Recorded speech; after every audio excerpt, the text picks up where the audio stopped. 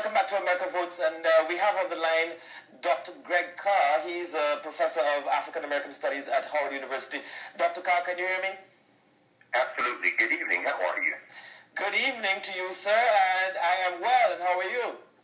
I'm fine. Trying to take care of those of your students up here from Trinidad and Tobago who we have in undergraduate and graduate school, so we're doing just fine up here. Well, thank you so much, Dr. Carr. We do spend a lot of money to make sure that they're properly educated.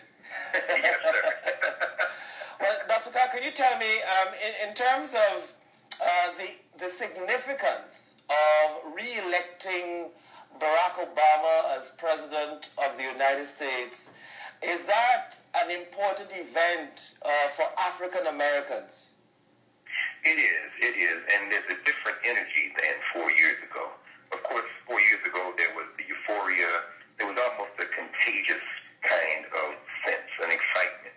This year, I think there's more of a deliberate and steady energy. There's been very heavy turnout at the polls.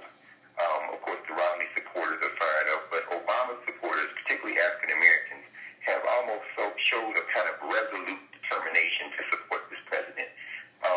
It's very clear as well that, as was the case with Ronald Reagan, who during his first term got some things done, but not nearly as much as he got done in the second term, that a second term Obama presidency may very well cement this president's reputation as one of the transformative presidents of the early 21st century.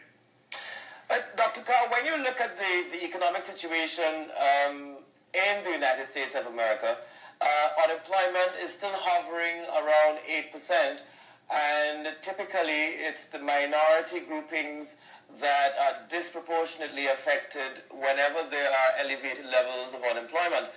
Is the African American community in the United States still very gung-ho about an Obama presidency being able to create the change that was promised? It's very interesting. I think you put your finger right on it. The unemployment rate is still in double digits for black folks in this country. Black women, if we look at the numbers from the latest jobs report, that number actually went up slightly. I think there's a clear-eyed assessment of the Obama presidency in the African American community. The president is not a panacea, and certainly there is criticism from the African American community, particularly as it relates to jobs, education, and some other things. I think black people understand as well, however, that there has been a lot of obstruction. In fact, a kind of unprecedented obstruction coming from the right in this country politically against the president, and there's been a willingness to kind of cut him some slack. So I guess in sum, it's been a complicated relationship for the president and the African American community, but one that ultimately black folk have resolved to continue in a kind of favorable way with this president.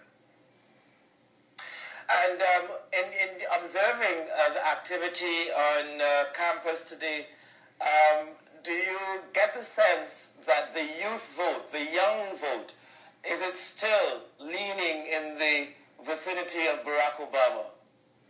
That's a great question. Yes, and the short answer is yes. And one of the ways that we can certainly see it here, a number of our students have been voting absentee in the various states that they're from. A number of our students who may not be American citizens, including folks from your region of the world, from the Caribbean and from other places around the world who are Howard students, have been volunteering and working on behalf of the president.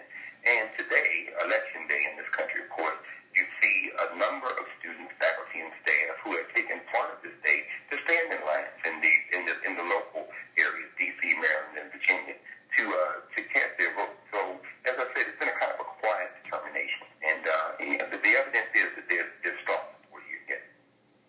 Well, thank you so much, Dr. Carr. I mean, quite an interesting perspective that you have. And I certainly do thank you for spending the time with us here on TV6. Let me just return to our panelists. We were talking about foreign policy, and